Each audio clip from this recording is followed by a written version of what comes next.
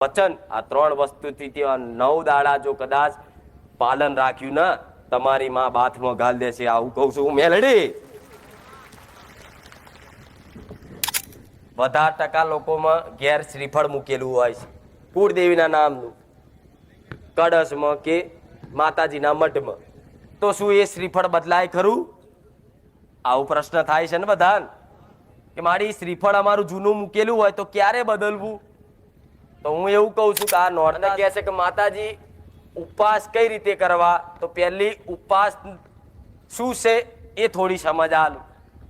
કદાચ સમજ હશે જ, કંઈક હોશિયાર દીકરાઓ છે કે જ્ઞાનવાળા છે જેને સમજ પહેલેથી છે, પણ છતાંય તે મારું જ્ઞાન આલું તમને ગળે ઉતરે એવું કે ઉપવાસ એટલે શું. અમુક ભાવિક ભક્તો હોય છે એવા કે માં ભૂખ્યું રહેવાતું જ નહીં, માં ભૂખ્યા રે ચક્કર આવે, પડી જવાય, મગજ કોમ ના કરે, આવા હોય છે કંઈક. જેમ કે અત્યારે સુધી ખા જ કર્યું હોય નરું, એક દાડો ભૂખ્યો ના રહે, જેવું પેટ ખાલી થયું નહીં તરત કંઈક ખાધું નહીં તો એના માટે થોડું કાઠું પડે. પણ ના રહેવાય, ના થાય ને છતાંય નિરાશ ના થતા, ના થાય ઉપવાસ તો એના માટેનો એક ઉપાય